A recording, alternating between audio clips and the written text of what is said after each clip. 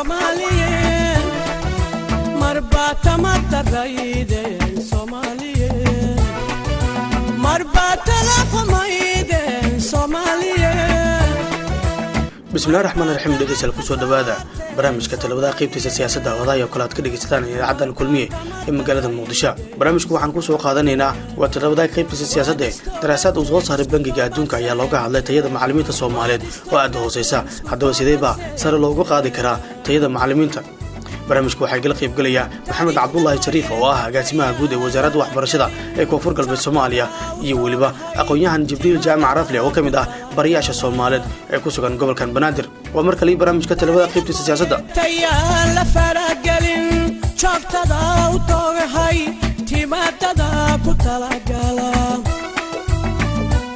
xagga dhageystayaasha haddaynu gudo galno barnaamijka talabada qaybtiisa siyaasadda xubno ka tirsan dowladda federaalka ee Soomaaliya maamul goboleedyada dalka ka jiray saraakiil ka socota bangiga adduunka ayaa kulan ku yeeshay magaalada Muqdisho ayaa ka wada hadlay halka ay marayaan horumarka ka jira dhinacyada dhaqaalaha iyo waxbarashada bangiga adduunka ayaa kulankan ku soo bandhigay daraasad uu ka sameeyay waxbarashada Soomaaliyeed waxaana bangiga uu ku sheegay tayada macallimiinta Soomaaliyeed ee ku sugan gudaha dalka ay aad u hooseeyaan isla markaana ay jiraan dhalinyaro ama caruur Soomaaliyeed oo gaaray heerka waxbarashada balse aanan isku lageenin haddaba sidee baa tayada macallimiinta Soomaaliyeed sare loogu qaadi karaa oo imikadan dhaliilo loo soo jeedinayo wasaaradda waxbarashada ee xukuumadda Soomaaliya ayaa hore u sheegtay in macallimiinta Soomaaliyeed ay tababarayso isla markaana ay soo saartay manhaj kuwaas oo la doonayo in loo dhigo ardayda Soomaaliyeed haddaba wasaaradda waxbarashada gaar ahaan wasiirkeeda Abdullaahi Goodax Bare ayaa sheegay in iskuulaadkii dhigi waayo manhajta dawladda ay soo saartay ay la wareegi doonaan isla markaana ganax adag garka loo soo doono haddaba sida uu arko arrinkan waxaan wax ka weydiiyay agaasimaha guud ee wasaaradda waxbarashada ee Koonfur Galbeed Soomaaliya Maxamed Cabdullaahi Shariif oo kamid ah dadka ka qayb galay marka la soo bandhigay daraasadda bangiga adduunka ee qaybta waxbarashada Soomaaliya looga hadlayay agaasimaha ayaa sheegay in macallimiinta Soomaaliyeed iminka wixii ka dambeeyay sare loo qaadi doono tayadooda maadaama dawladda Soomaaliyeed ay soo saartay manhaj uu dalka leeyahay xaqiiqatan daraasadkaas ay soo bandhigeen bangiga adduunka World Bankiga ee ku saabsaneed waxbarashada daraasadku wuxuu isugu jiray laba qaybood oo xagga economic growth waxa la yiraahdo maaragtay kobaca dhaqaalaha ee wadanka iyo maaragtay horumarka dhanka waxbarashada laga sameeyo labadaas shayna maaragtay waa way maaragtay inay isku xiriireen bay sheegeen daraasadka sida ka soo baxday oo ah inaan wadanka dhaqaalihiisa aan wax badan laga qaban karin hore loo kicin karin hadii aan waxbarashada iyo tayadeeda maaragtay aan la dhowrin oo leeyahay marka mawaadiic kala duwan ay ku soo bandhigeen xagga educationka ama waxbarashada ay kamid tahay tayada macallimiinta caruurta maaragtay iskuulaadka dhigata maanta maaragtay wadankan sidaan ognahay waa duruuf adag oo xag maaragtay dhaqaalaha iyo xagga amniga iyo dhinacyo kala jiro taas oo sababtay markii caruur fara badan oo dhigan lahayd marka iskuulaadka oo aan awood u yeelan marka maanta inay sii dhigtaan iskuulaadka sabab la xiriir marka xagga dhaqaalaha marka waxaad dareemaysaa marka inay isku xiran yihiin dhaqaalihii dhaqaalaha markaan ka hadlayna kaliya inaan ka hadalno yani wadanka guud ahaan maaragtay dhaqaalihiisa koboc uu samaynayo haddaan ka fiirino maaragtay qaybta hoose yani waa guri walbo inta maaragtay oo uu awoodi karo dhaqaalahaan dakhliga maaragtay ama incomekiisu uu noqon karo taasoo marka saameyn ku leh dhaqaalahaas guriga uu haysto waxbarashada maaragtay caruurtooda imisa waxbarashada laga bixin karaa sidaan ognahay burburkii kadib waxbarashada waxay noqotay lacag oo private sectorka aad u xooganaa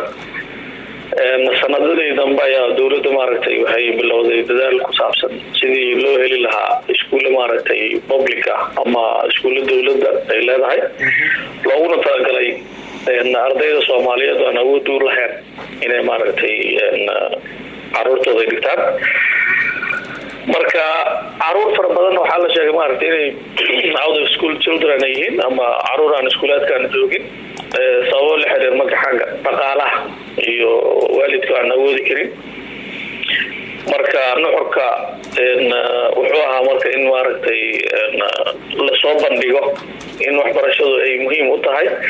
si wadanka maaragtay dhinacyada kala duwan oo ugu baahan yahay maaragtay xagga developmentiga ama horumarinta loo qayb qaato. waa gartay in tayada macallimiinta Soomaaliyeed aad ay u lidataa ayaa ku xusneed daraasadu adigu ma aaminsan tahay? wallahi tayada waxbarashada macallimiinta Soomaaliyeed daraasaadka kulay waa daraasaad la sameeyay daraasaadka marka la sameeyay maaragtay waa meelaha laga eega maaragtay dhinacyo kala duwan laga fiiriyaa macalinka waxa la fiiriyaa xagga aqoontiisa maadada uu leeyahay waxa kaloo la fiiriyaa xagga tababarka macalinka iyo skills uu leeyahay iyo qualification macalinka wadaarka ay la maaragtay gaarsiisan yihiin waxaan ognahay marka burburkii kadib inay aad u yaraayeen kulliyadaha maaragtay macallimiinta ay kasoo qalin jibiyaan wadankan sidaad la socotid burburkii ka hor wuxuu lahaa hal jaamacadaas oo maaragtay aad magacna u lahayd xagga quality-ga ama tayadana maaragtay gorgortan iyo waxaas aan gelin jirin burburkii kadib marka waxaa soo kordhay in jaamacada maaragtay private la sameeyay dadaalo maaragtay juhdi oo dad Soomaaliyeed oo u kacay waxbarashada iyo horumarinteeda iyo sidii loo sii wadi lahaa marka arintaas waxaan aaminsanahay in xagga tayada macallimiinta ay sidii la rabay aysan noqon karin waxa yeelay ma jiraan maaragtay faculty-yo u khaas ah macallimiinta oo yani dawladda sidii ahaan jirtay maaragtay macallimiintaas macallimiin quality lagu soo saarayo waxaan ognahay quality macallin inaan heli karin annagoo yani macallimiinteena aan ognahay maaragtay maanta dhaqaalaha iyo nolosha yani aan ognahay wadanka ka jirto iyo macalinka intuu qaato yani macalinka $100 adigu u badnaan ilaa 400 maaragtay hela waxaan ognahay duruufaha maaragtay ku xeeran macalinka marka wuxuu arkayaa ama macallimiinta maaragtay xagga marka laga fiiriyo dhaqaalaha iyaga iyo kuwii maaragtay isku midka ahaayeen oo faculty-yaasha kale kasoo baxay ama business administration qofka markuu kasoo baxo ama qaybta caafimaadka uu kasoo baxo iyo macalinka markuu kasoo baxo isku mid ma noqonayaan xitaa dawladda laftigeeda markay grading system yaa lagu shaqeeyaa dawladda oo gradeay leedahay iyo maaragtay B C macallimiintu marka mushaaraadkooda ma gaarsiisana halka 700 oo maaragtay shaqaalaha rayidka uu ka bilaabanayo iyagoo qofka macalinka iyo qofkii kale saaxiibada ahaayeen oo kulliyada kale ka soo baxay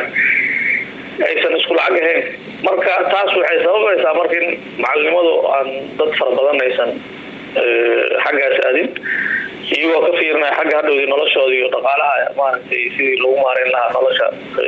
qoyska taasoo marka saameyn ku leh oo ama impact ku leh maaragtay tayadii macalinimada waxaa ku biiray kulliyadaha macalinimada qof aan maaragtay u diyaarsanayn markaan saas ku leeyahay waxaan ka wadaa waxaa jirto maaragtay qofka inuu maaragtay meelo kala duwan isku dayayo markuu jaamacad iskuulka uu ka baxo uu leeyahay kulliyadaas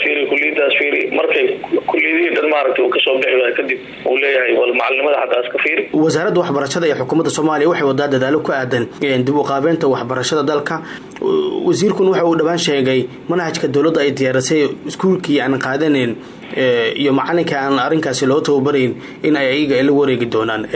bal sidoo aragtaa arrinkaas sidaad ogtiin marka wadanka ma uusan jirin manhaj midaysan oo manhaj kala duwan wadanka jirtay burburkii intii lagu jiray manhajtaas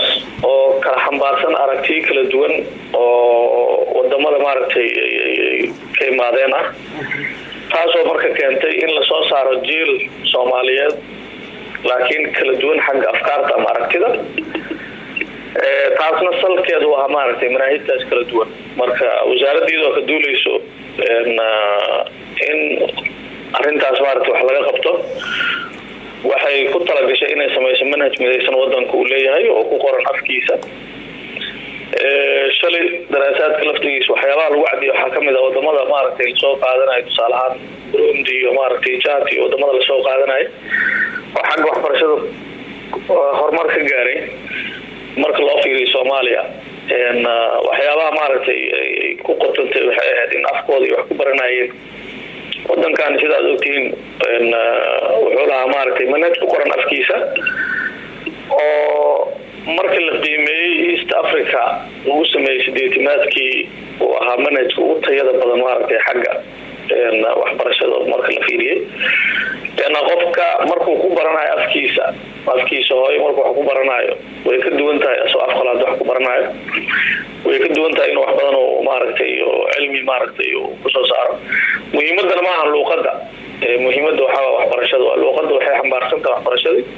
maanta waan ognahay maaragtay inuu wadanku inta ugu badan maaragtay afqalaad maaragtay wax lagu dhigayo wasaaradda marka waxay bilowday in hadda ay qorto manhaj koowaad ilaa maaragtay sideedaad ah kaasoo maaragtay laga sameeyay guud ahaan maaragtay in la rabo in laga hirgeliyo wadanka oo idil waan isla qaadanay in maaragtay manhajkaas la fuliyo oo ardada Soomaaliyeed ay maaragtay helaan cilmi isku mid ah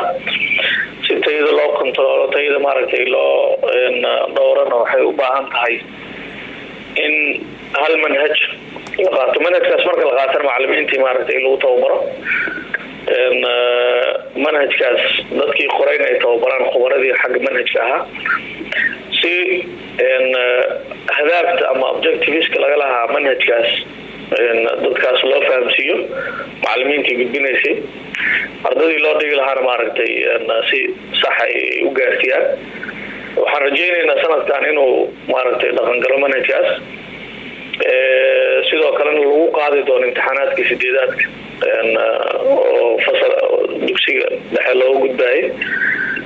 waxaan rajaynaynaa marka in aragtidaas aragti sax ay tahay leanna dowladda iyada wadanka mas-uulka ah mandate ule maaragtay dhanka waxbarashada wasaaradda waxbarashada u qaabilsan marka waxaan aaminsanahay in bahda waxbarashadana ay qaadan doonaan kolley maaragtay waa iyaga laftiyooda shirar kala duwan lala yeeshay waxaan rajaynaynaa marka maadaama waxbarashadu aysan siyaasadna ahayn wax kalena aysan ahayn maaragtay ubadkeeni mustaqbalkeeni maaragtay ay yihiin in aan ka fikirno marka qualitygooda iyo tayadooda iyo maaragtay iyo waxay baranayaan marka haddaan helno macallin tayaysan manhaj tayaysan waxaan soo saaran doonaa arday tayaysan oo wadankan mustaqbalkiisa maaragtay rajo wanaagsan gelisa aragtidaada ugu dambeysa waa maxay aragtidaada ugu dambeysa waxay tahay in guud ahaan waxbarashada maaragtay loo soo wada jeesto halkii maaragtay meelaha kale yani xoog la isugu geen lahaa waa meesha kaliya maaragtay wadanka laga badbaadin karo waana meesha kaliya wadanka laga dumin karo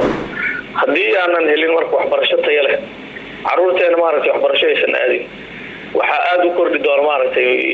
dhibaatooyinka oo in haysto dhanka dhaqaalaha iyo dhanka amniga iyo dhanka maaragtay duruufaha gaarka ee dadka haysto marka dadkana aysan u qaadan maaragtay marka laga hadlayo quality waxbarashada waa liigtaa marka loo qofkii uusan ka fikirin maaragtay jaamacadiisa khaaska ah